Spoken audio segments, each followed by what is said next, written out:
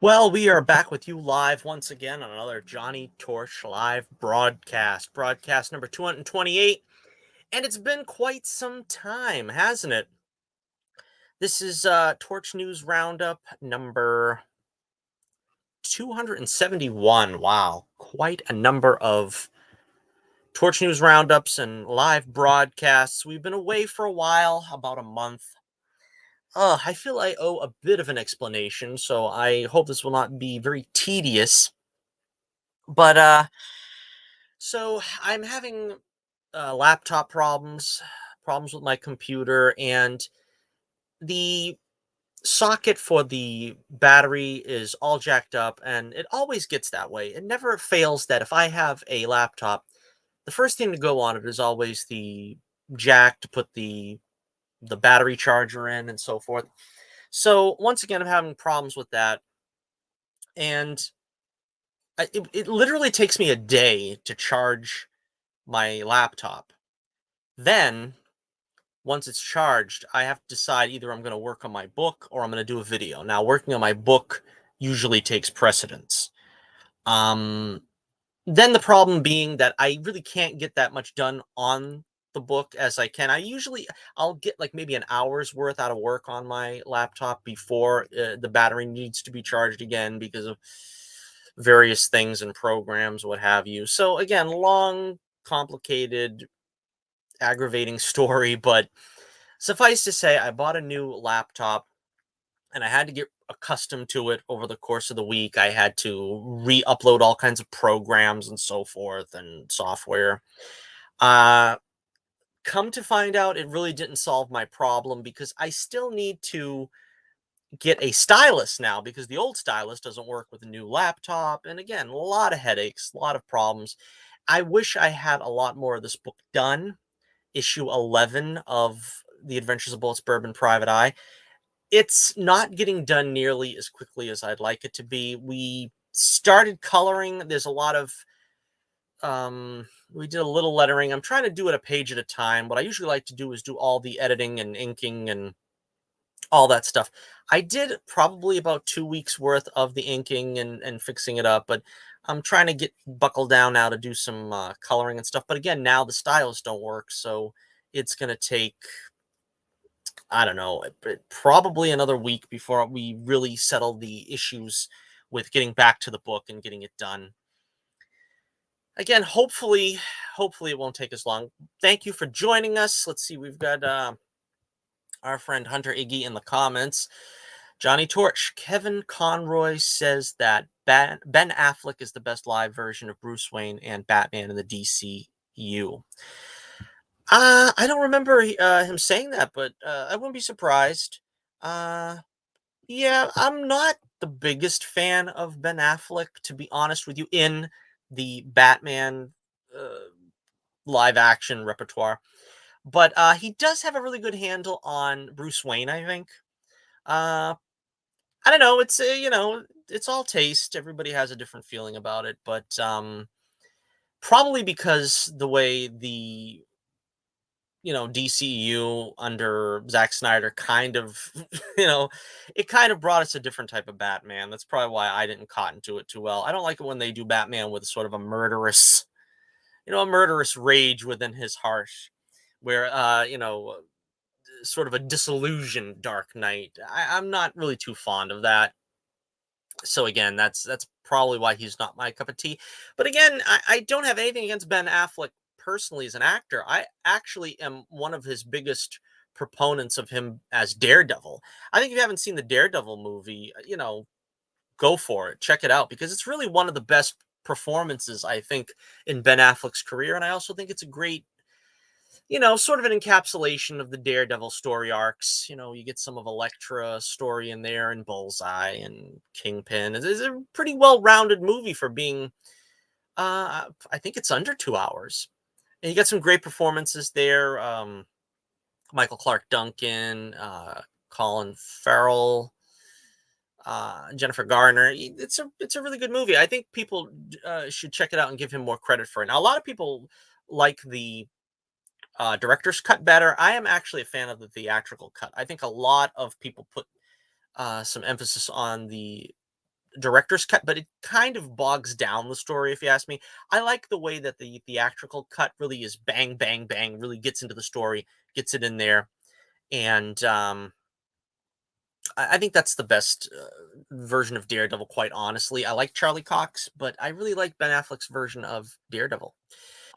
All right, Johnny Torch, what is your thoughts on Kevin Conroy passing when you heard it? We are going to get into that first off because this was a really sad event, I think, for everyone that is a fan of Batman, is a fan of the animated, the the animated series that were under Bruce Timm. Obviously, the definitive version of Batman. I think Batman really owes a lot of his sort of Renaissance years in the 90s and a little bit beyond from Kevin Conroy. I heard the news of his passing. Was it Friday on Veterans Day? And I wasn't sure that it was true because a lot of the media networks didn't really run with it. They didn't really give us any information other than there seemed to be one or two outlets saying that he'd passed. And I've seen this happen before where somebody will take like a rumor and just run with it. But I held on for a couple of hours thinking, well, this could be just somebody's idea of a joke, a sick joke. Maybe it was misreported, but unfortunately, it was true. And in a couple of hours, everybody tried to reconcile to this because I hadn't been aware that he was ill. Now, he passed on of cancer at the age of 66. And I hadn't heard that he'd been ill. I thought he didn't really look to be in really good health the last couple of times I'd seen him. He kind of had that sort of, gaunt look that unfortunately you get when you have cancer. And it's one of those things where I probably should have put it together maybe a little sooner than I did. It was described as a brief illness. I don't think he had suffered from it long, from what I understand. But again, it just sort of came out of nowhere. There was some honestly some turmoil that day that I was going through in a personal way that I really didn't get a chance to set aside time to really uh, sort of grieve. While a lot of people were doing their tributes and this and that, I really had other things on my mind that I had to deal with in a personal nature. So I really didn't have time to look into how much Kevin Conroy meant to me as a Batman fan. I've long said many times how he and of course all the people connected with Batman the animated series, how he was my Batman, my definitive Batman. When you put all the Batman actors together, his was the definitive. And I don't think I go too far for saying he defined Batman for a generation. I think anybody who was a kid in the 90s, I was a teenager in the 90s, so I was still pretty impressionable about what Batman should be like. And quite honestly, he touched upon that definitive take on Batman. Of course, the great voice.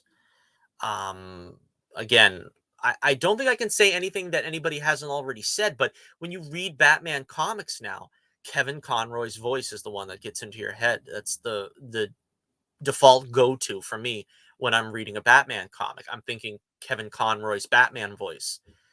And again, it's very sad because although he's been very proud of the role, he's not really shied away from playing Batman anytime he's asked. Now they brought him back for certain projects that were outside of the animated universe proper. He did the Killing Joke, which I'm not a fan of that story, to be totally honest with you. He was in all the Arkham games as the voice of Batman. Mark Hamill, even Mark Hamill has kind of hinted that he wants to retire from the Joker, and they kind of pull him back in once in a while to do something. But Kevin Conroy would have done this voice of Batman for us. I'm sure of it for another 20, 30 years, however long he had that that unmistakable voice in good use. He would have done it, and so it's kind of sad in that respect that he didn't probably give us everything he wanted to give us. I'm sure he wanted more Batman projects to work on. I'm sure he would have, like I said, relished the thought of maybe another uh, series, and bringing back Mark Hamill and a lot of the original voice actors. Uh, the the comic series, I don't remember what it's called, The Further Adventures of Batman or something like that, that Dini and Tim brought out not too long ago.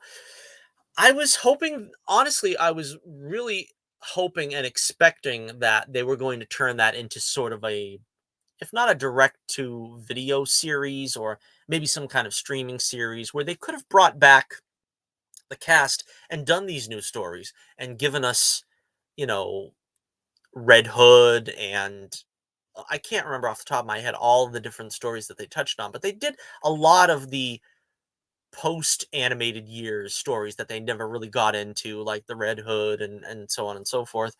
I was hoping that they were going to try to tackle some of them in maybe a limited series on, I don't know, HBO Max or something. Unfortunately, again, that isn't going to happen.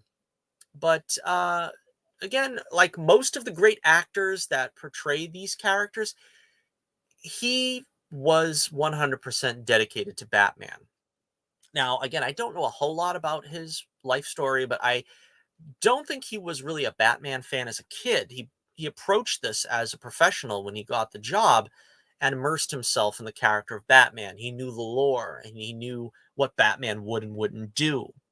He knew how Batman would react in any given situation.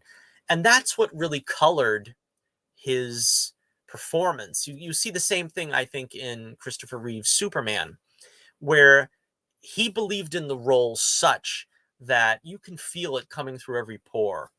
And he quite honestly approached the character in a way that I don't think anybody else ever really has. I mean, he also, let's talk about his Bruce Wayne as well.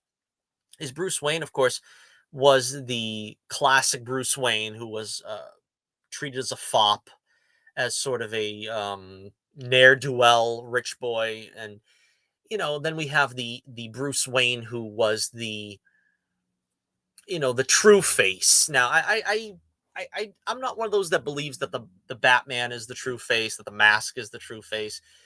I think there is the three sides of the personality. There's the fop, that's the public persona of Bruce. There's the Batman, which is sort of the heightened up persona that he uses to instill fear into criminals. And then there's the Bruce Batman, which is sort of closely tied to his Batman persona, probably more so than his Bruce persona, but it's the true Bruce Wayne. And this is what again, everybody will mention Mask of the Phantasm. This is probably the greatest portrayal of Bruce Wayne, and it was given to us by Kevin Conroy, where he really got into the heart and soul of Batman, and you got into the heart and soul of Bruce Wayne and why he created this persona, I think better than any other. I'm a big fan of Batman Begins, and I'll usually say that's my favorite Batman movie because I think Mask of the Phantasm really tears your heart out, and it is so authentic. It is so pure. It is pure Batman. There's nothing really to distract you from it. This is what happens to a man who dedicates his life to making the vow. And we see him in the movie make the vow. And when he wants to go back on that vow, the vow is unforgiving. And I don't think that any other performance is quite so touching, quite so poignant of Batman and Bruce Wayne when you see that film.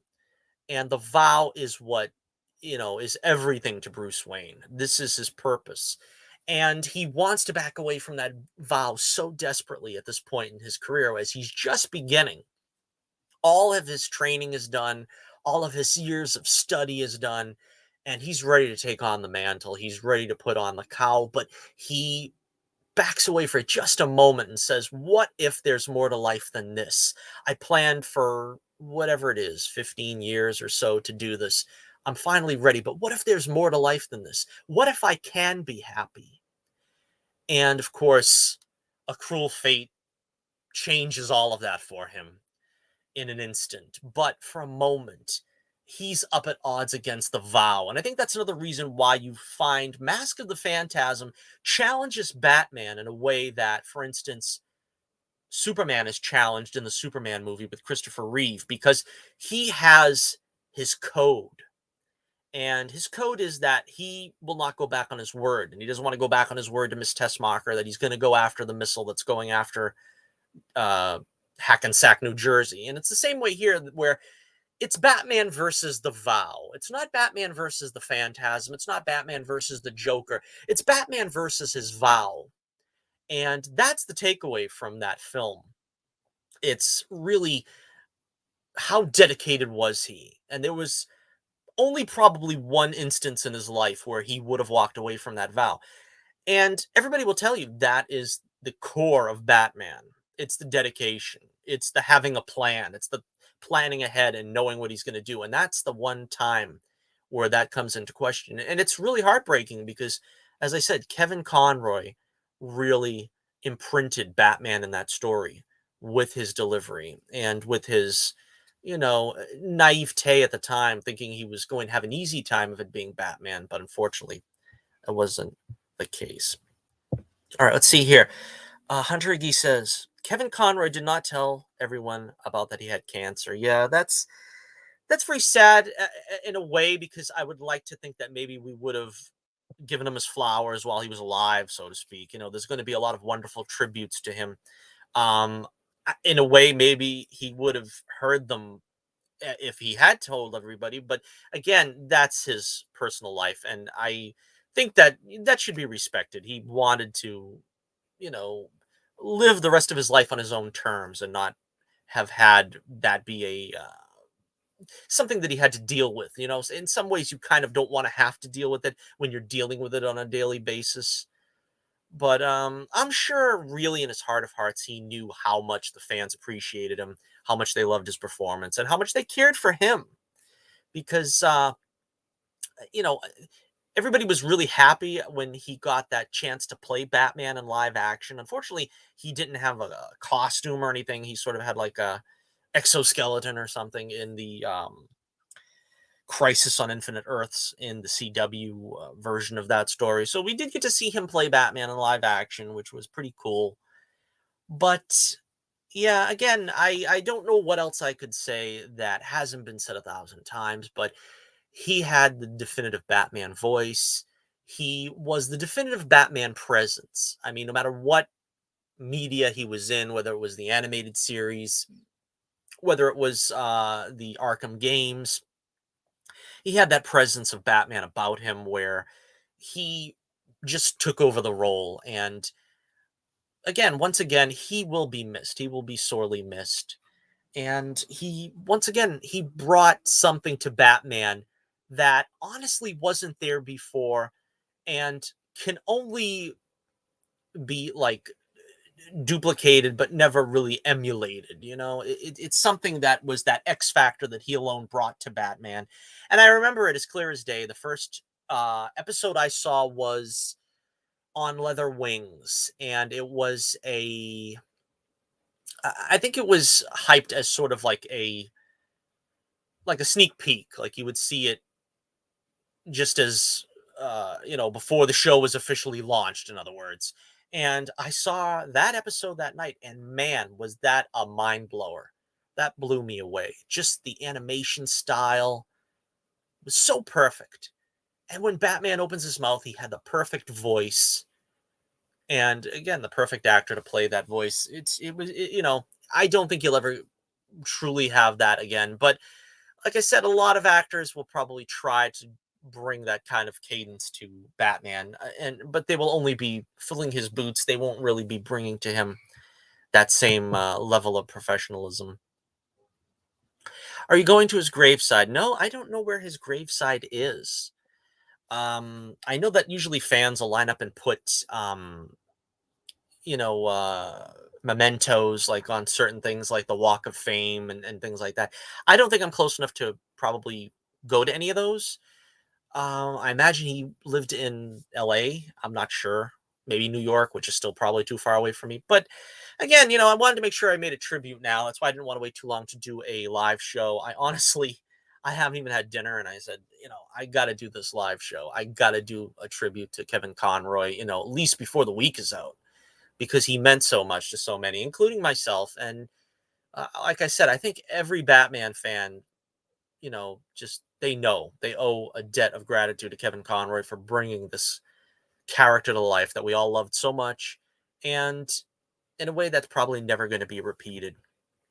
All right, so once again, Kevin Conroy passed away, unfortunately, at the age of 66 of cancer, and just sad times for the comic book loving world, the animation world, the superhero loving world. You're obviously going to be disconsolate about this because again, I wish we had him for some more time, for longer than we had. That's probably sounds selfish, but again, taken way too soon in life. Everybody in this day and age, I kind of feel like everybody should at least get into your 80s. I mean, it's just cancer. It's terrible, man. And I personally myself, I think you got to eat healthy. You got to make sure that you're taking the herbs, the pills, and this and that. That's what I focus on, and hopefully you can avoid this unfortunate malady that seems to be all over the place.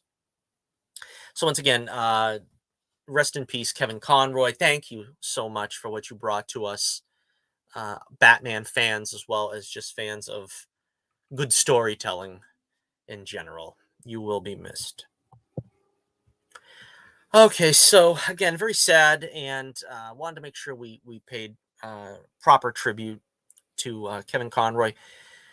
Let's take a break, and we will be back in about 60 seconds while I give you a chance to clear your head and check this out.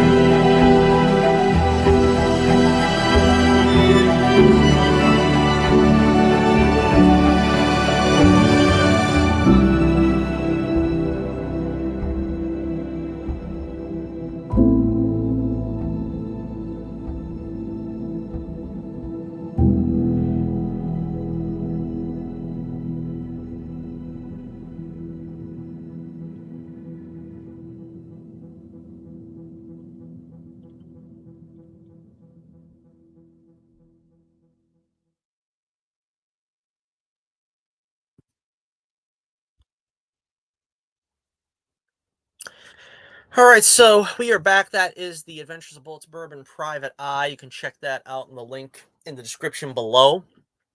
We have plenty of issues for you to choose from there, not the least of which is The Death of Bullets Bourbon, which you will find in that very issue there, issue 9, in the final hours. Getting back to the topics at hand, a lot of stuff has been going on. We didn't get a chance to cover all of it. We're going to do our best to get to some of it tonight. I tried to get the most interesting stories of the past month that we haven't been around. The story broke just the other day. Margot Robbie's Pirates of the Caribbean film apparently is not going forward. Now, again, I pretty much have stayed away from the Amber Heard, Johnny Depp fiasco that's been going on.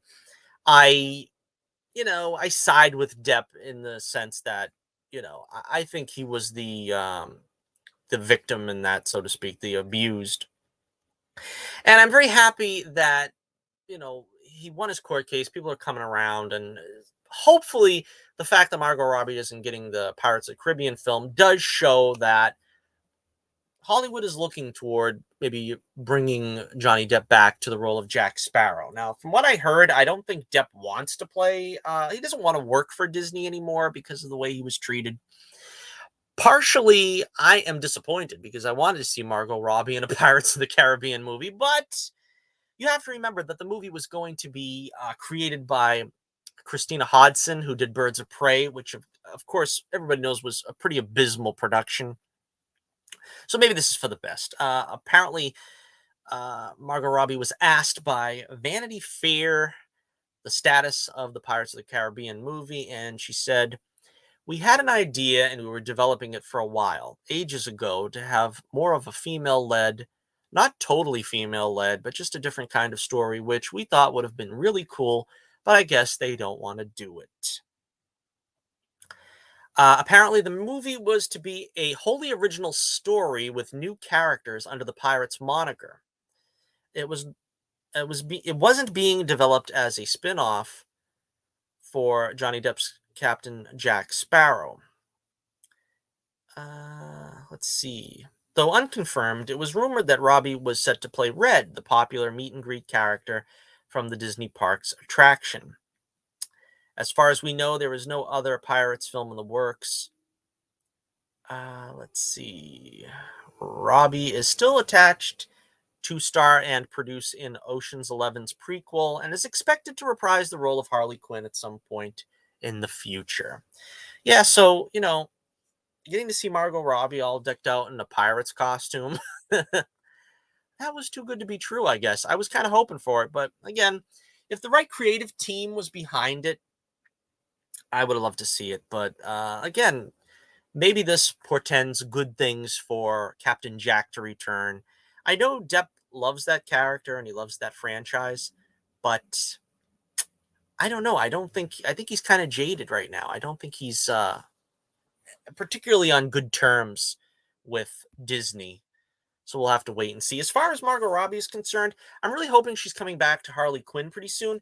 But so far, we've gotten two strikes. We've gotten the Birds of Prey movie, and which wasn't great. I mean, I don't think it was quite as abysmal as a lot of people made it out to be, that it was unwatchable, but it wasn't good. It wasn't great. The only thing good about it was Margot Robbie's Harley Quinn is just always good. But the storylines and Cassandra Cain being misused and race changing Black Canary and Huntress being kind of goofy. I mean, it wasn't a good movie. Not to say nothing of Black Mask, who was completely emasculated and was horrible. But I haven't seen The Suicide Squad. I have a feeling what's going to happen is that they're going to close out a Suicide Squad trilogy and they're going to bring her back for that. Hopefully, she doesn't get killed off. I guess that's never a given that she's going to survive. And I think we're probably going to get one more Harley Quinn solo movie. Don't hold me to it.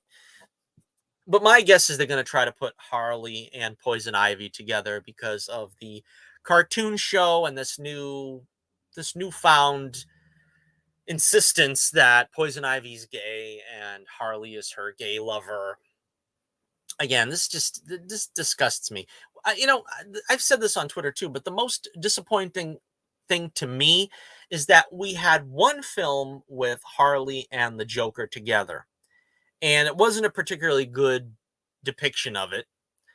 Jared Leto's Joker, again, not particularly great. I don't dislike Jared Leto, but again, not too many people enjoyed that movie. I thought it was good, the movie. I liked it, but it still wasn't the quintessential Harley Quinn Joker movie that I was hoping for. And then after that, I don't know what's in store. I don't know if Margot Robbie's going to continue to play Harley Quinn too much longer, because we're looking at, since nothing is set in stone yet of a project on the horizon, we're looking at probably 2 more years before she gets another project of Harley Quinn. Then again, another year or two in between, and she's playing in maybe a Harley and Ivy movie. And then you got a couple more years down the line. And then again, I don't know what the complexion of the DCEU is going to look like 10 years from the down the line. You also have the fact that maybe she's going to be pushing 40 at that point. Either she's not going to want to play the role anymore, or they're going to try to age her out, like I think a lot of people are trying to do with Amy Adams right now with Lois Lane. If you haven't checked out, by the way, check out my Black Adam review, which again, it didn't make the cut for the stories I wanted to talk about, but apparently now they're talking about it doesn't look like it did well enough to break even, Black Adam. And there's every possibility that for all the harumph and hurrah that, Dwayne Johnson is trying to jumpstart a DCEU Mark II, he might not even be getting a sequel. It's kind of interesting to see the way this is turning out. Now, I liked Black Adam. You can watch the review. I thought it was good. It's probably sort of like mid good, you know. That's kind of the way I see good. Good is sort of like mid good. Um, Great is better than good, and then of course you got like an exceptional classic on your hands above that. So it kind of got the response that I thought it was going to get, that I thought it deserved. But again, I hope that doesn't really mean bad things for the DCU going forward. All right, let's move on now to our next story. Let's see. We have,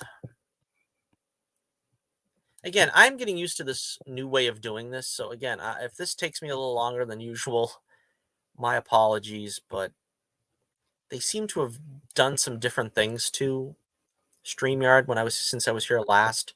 And I can't seem to get images up unless I've got them on GIMP. So again, that's why you have this big to do around the pictures. All right, once again, we have the dreaded Scourge race change happening, and apparently the MCU wants to drive away just about every fan that they've had and all the goodwill they've made up till now. Speaking of the MCU, yes, I did not go to see Wakanda Forever. I hope that, somebody enjoyed taking my seat.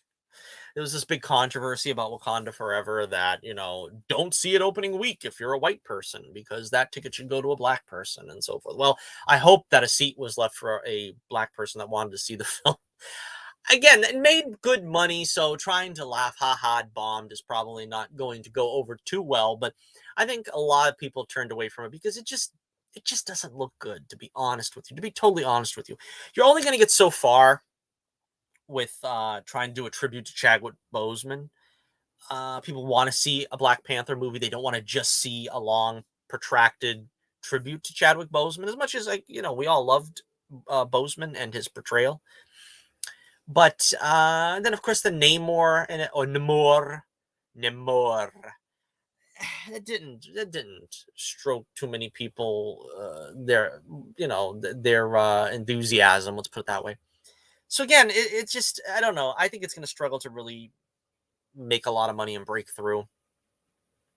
But I digress. Okay, now Screen Geek ran a rumor claiming Aquaman star, and again, I apologize if I'm butchering this, Yahya Abdul Mateen II was gearing up to make the leap to the MCU in Wonder Man. It turns out the site was correct, as Deadline in the Trades reported that he officially is now lined up to play Simon Williams. If you don't know who Simon Williams is, that's Wonder Man, a longtime Avenger with a long, complicated storyline.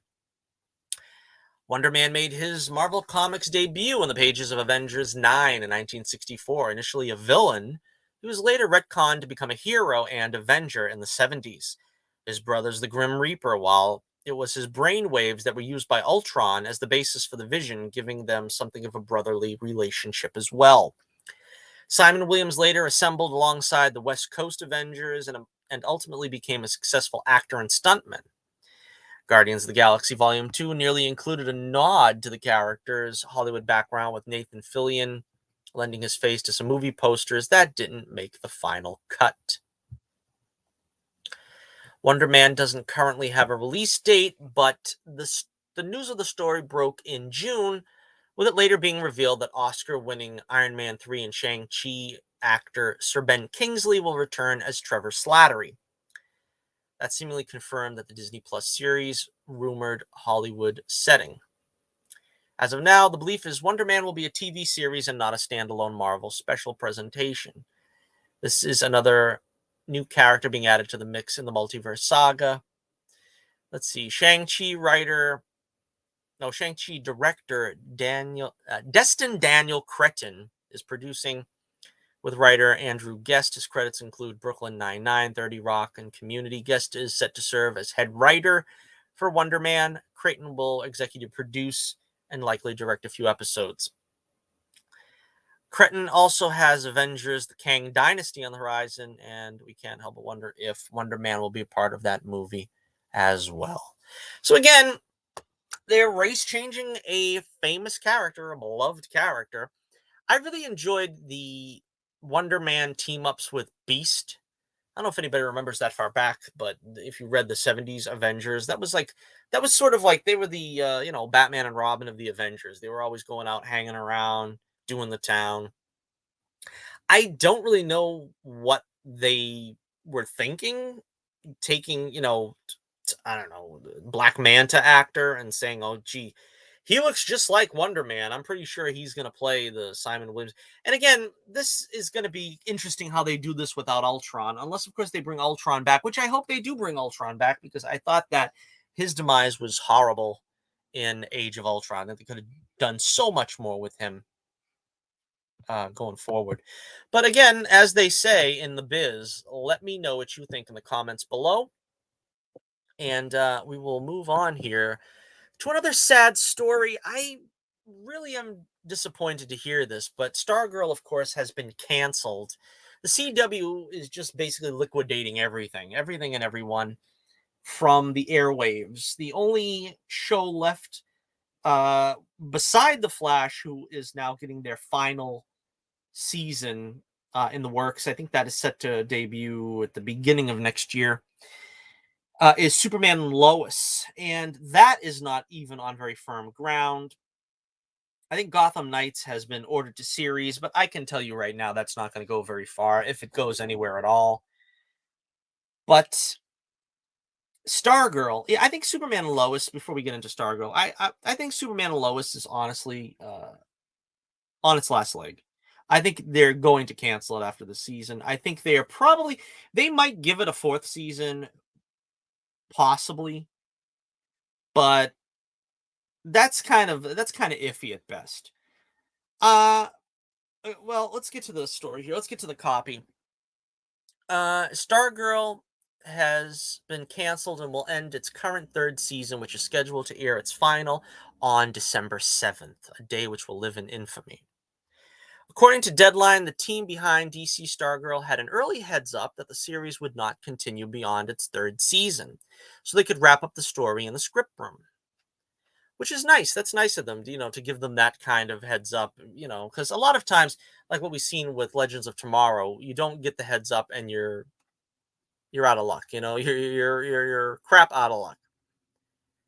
The remaining episodes of Stargirl will continue to air on Wednesdays through December 7th, with creator Jeff Johns promising complete creative closure.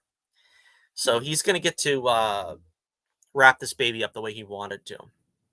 Stargirl has always held a special place in my heart for many reasons, John explained in a statement on Monday. This is a while back, though. With all the brewing changes at the network, we were aware this was possibly the last season, so we wrote with that in mind and delivered what I believe to be the best season of Stargirl yet, with complete creative closure. The cast and crew are extraordinary, and I like to thank them for helping me bring this series to life. Breck, meeting Breck Bassinger, embodied Courtney in every way possible with grace, strength, and humor, exceeding my wildest expectations. I'm grateful to WBTV, and the CW for giving us a home to tell this story and to honor my beloved late sister.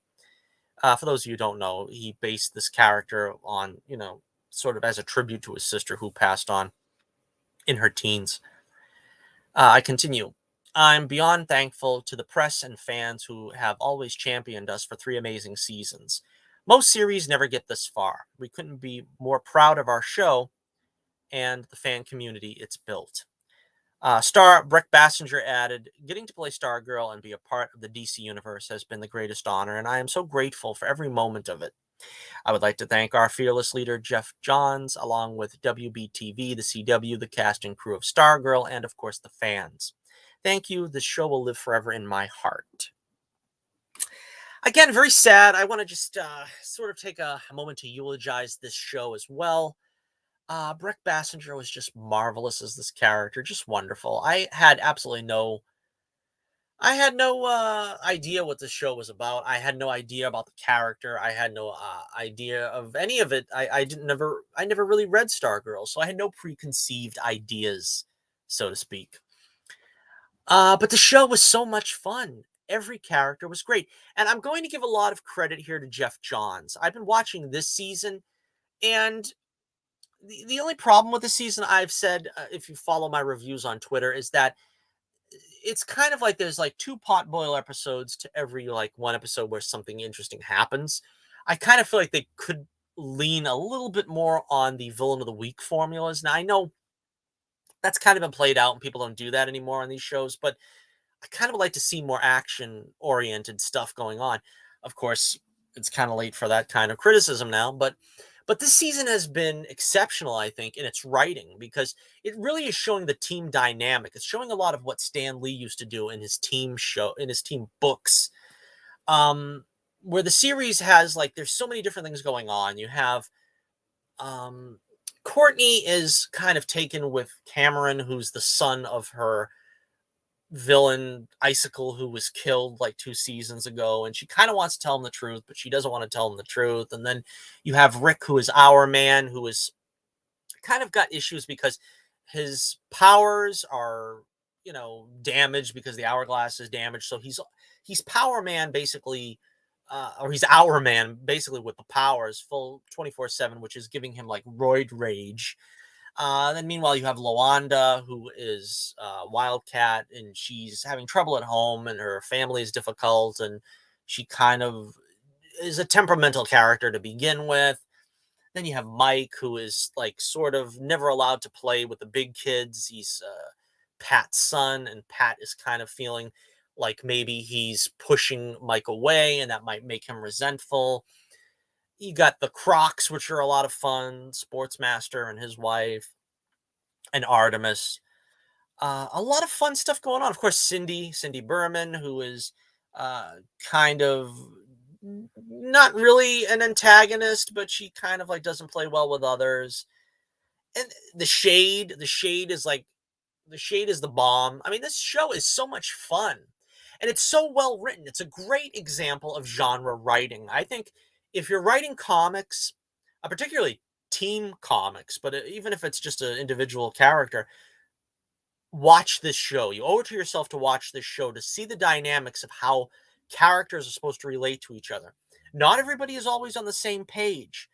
You have friction on the team with friends and stuff. They're not always at each other's throats, but they have a different view of what should be happening.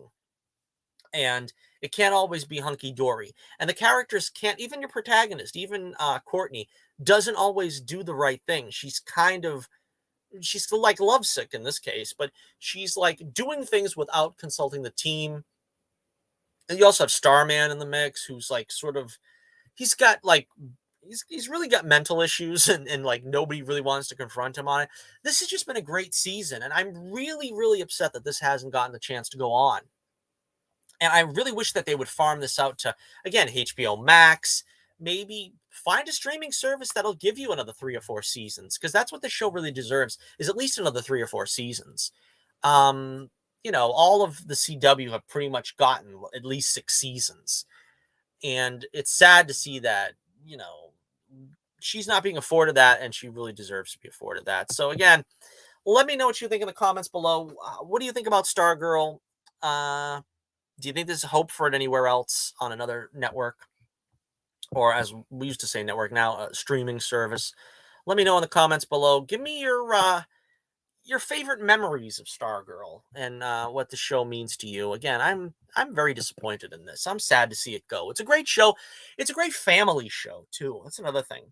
They haven't made this like a soap opera where it's like we have to have the gay couple in the background is having issues, and that gets more time than the hero story like Supergirl was. This is not a case of the West Allen and Elicity where there is some predetermined fanship that has to be serviced above everything else. No, it's about a family that sort of it has a legacy where the legacy sort of fell in their lap, and they kind of have to deal with it now.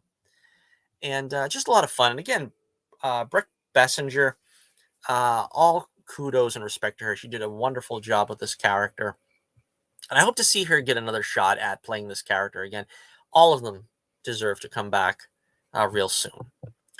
All right, another story that we have here that broke not too long ago that we have to touch on here is Harrison Ford. Can you believe this? Harrison Ford in the MCU? I can't believe it, to be honest with you, but it's apparently fact. Uh, Now, talking about the MCU, they don't recast all that often, but with the sad passing of William Hurt, who played General Ross in the original Incredible Hulk film in the MCU, and he went on to play it in a couple of other films, Civil War, among others.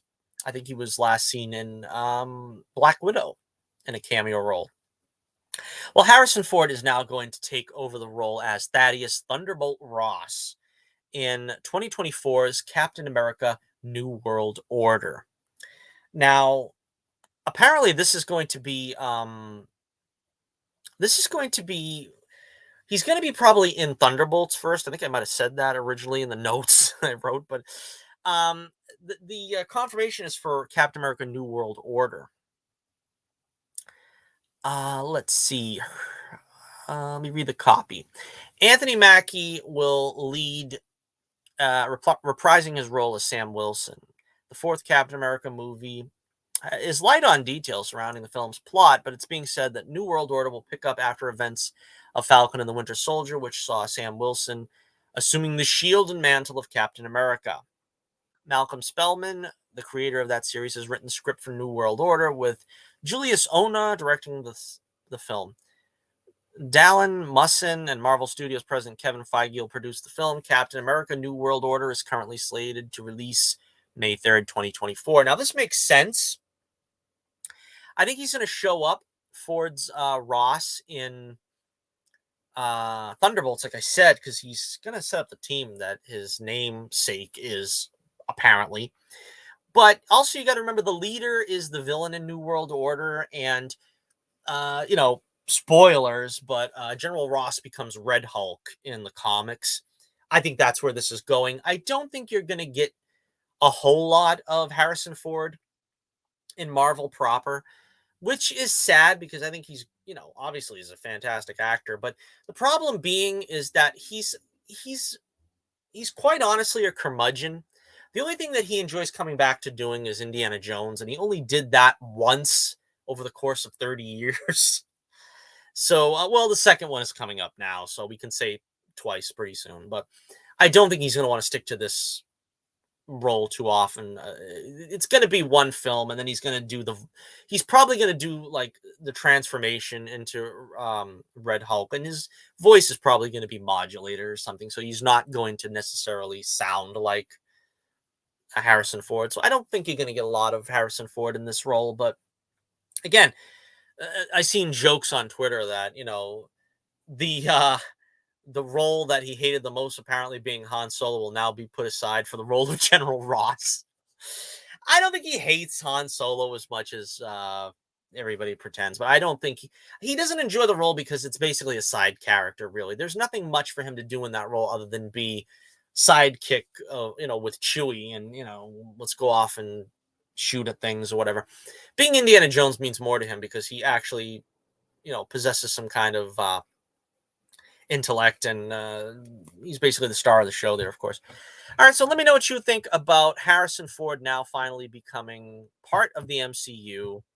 He's made the trifecta. Now he's Star Wars, Indiana Jones, and the MCU. I can't wait to see it, but again, I'm not sure how much input he's really going to have going forward in the MCU. And I'm hoping that this is also going to lead to maybe another Incredible Hulk movie, which again, it doesn't seem likely, but there is every possibility since they seem to be setting up a lot of stuff on She-Hulk that I imagine is going to pay off in New World Order. Somehow bringing the Hulk into it would make sense. But let me know what you think in the comments below. All right, so we're coming up on an hour here, and I need to have dinner. Our final final story of the evening, we have the big news, the big, really big news. James Gunn and Peter Safran are now going to be co-chairmen of and CEOs of the film, TV, and animation division of DC Studios. So basically, they're the head honchos, and everything's going to go through them before it gets done. Let's see. The unexpected picks conclude a months-long search by Warner Brothers Discovery CEO David Zaslav to replace DC Films boss Walter Hamada. Good riddance to that guy, that bum who left the studio. Effective November 1st, Gunn and Safran will report to Zaslav and work closely with Warner's film bosses Michael DeLuca and Pamela Abdi. Gunn and Safran, if I'm saying that correctly, I don't know, have extensive experience with the superhero genre, having brought some of the Marvel Cinematic Universe and DC Universe most popular characters to life in hit films and series such as Marvel's blockbuster Guardians of the Galaxy and DC's highest grossing movie, Aquaman, Shazam, The Suicide Squad, and HBO Max's Peacemaker. Prior to the new hires, DeLuca and Abdi were in charge of creative decisions for the DC franchise, including those related to the controversial Ezra Miller's The Flash and Aquaman and the Lost Kingdom. Peter Safran arrives at the premiere. Oh, wait a minute. That's something else here. But now, Gunn will focus on the creative, while Safran oversees the business and production sides of DC Studios. They're both expected to keep directing and producing projects, respectively. We're honored to be the stewards of these DC characters we loved since we were children, Gunn and Safran said in a joint statement.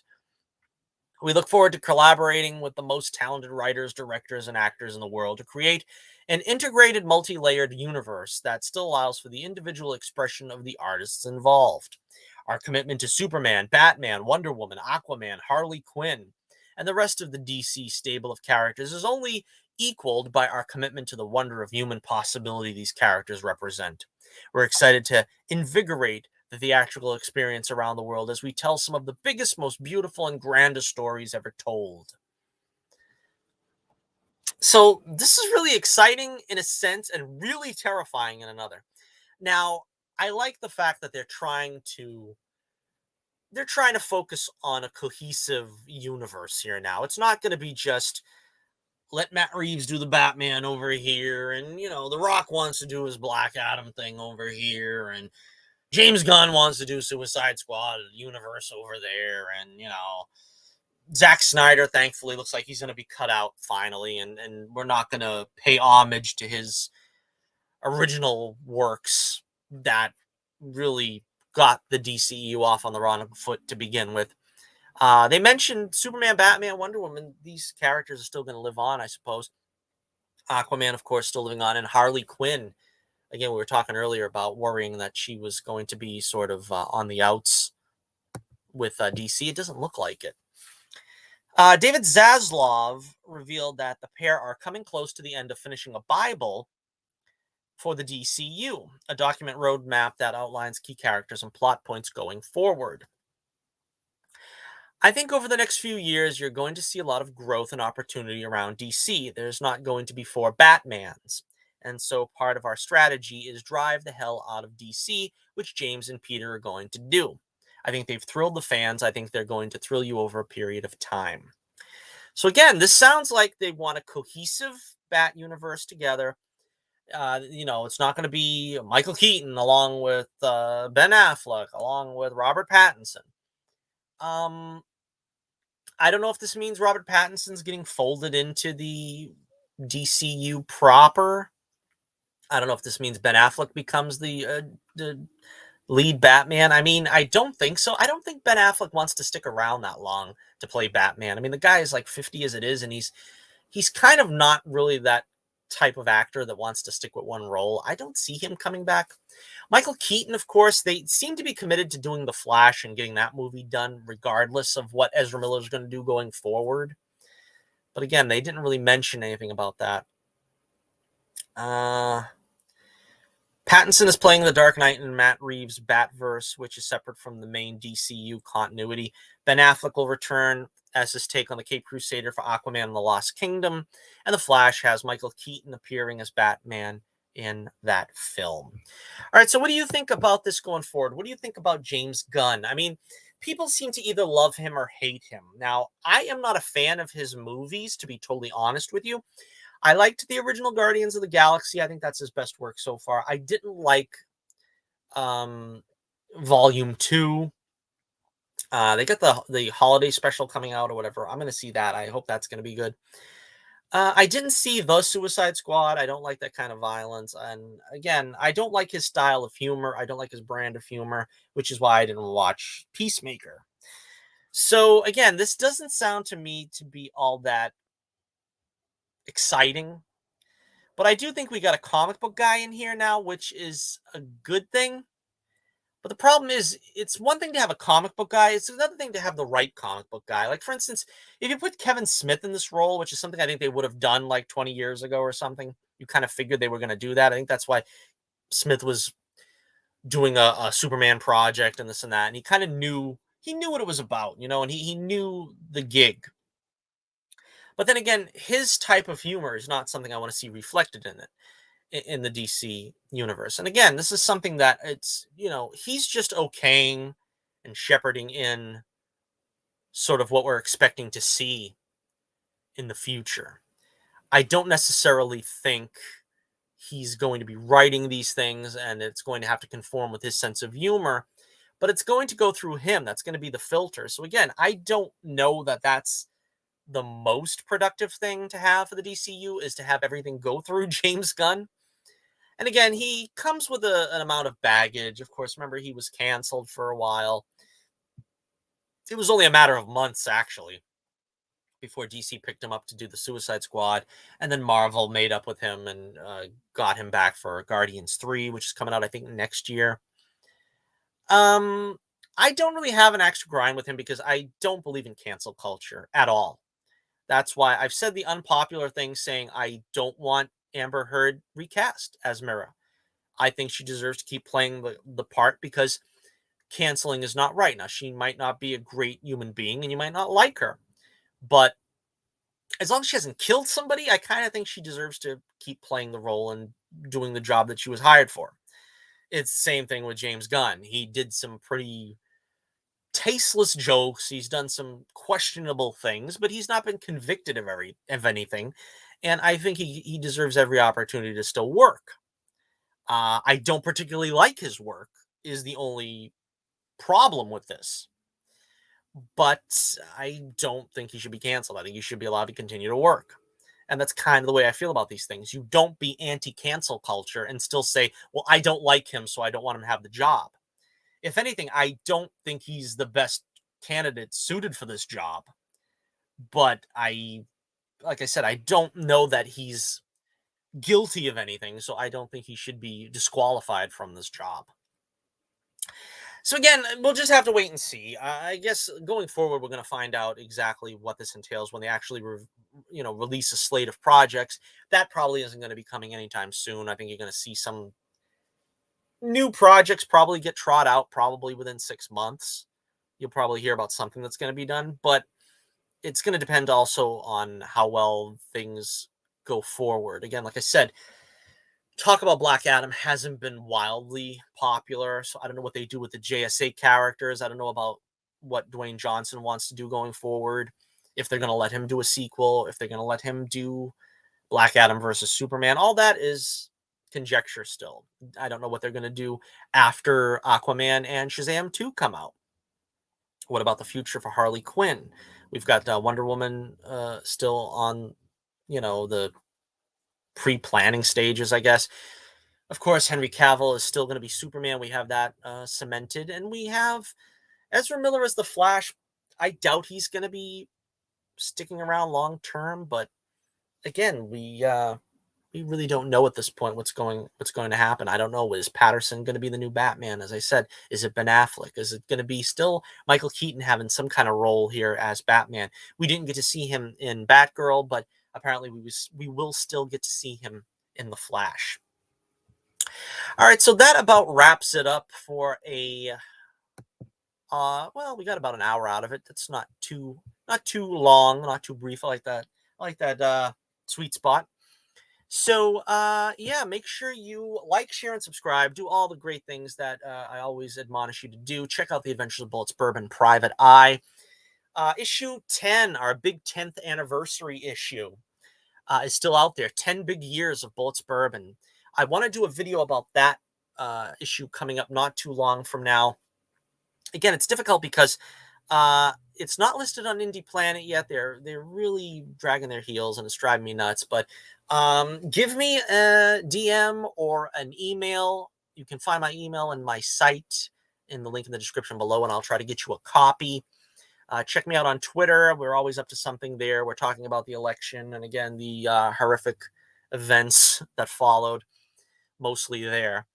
But you can always keep up with me there because I'm on there way too much. I am going to try to get back to doing videos more regularly, but as I always say around now, if you've been following the channel for any time, you'll know that it's a busy month for me. I probably won't get too many more videos out the rest of the year, one or two at best. I want to do a video about Andor. That is a long video. I got to talk about that series coming up soon. What else is coming up that we should talk about? We're going to do a video about Bullets Bourbon number 10. We're going to do that before the end of the year. But yeah, so a lot of stuff to talk about. We'll try to get to it as soon as possible. And so, until next we meet, this is Johnny Torch reminding you once again, keep the flame burning brightly, and I'll be with you again real soon.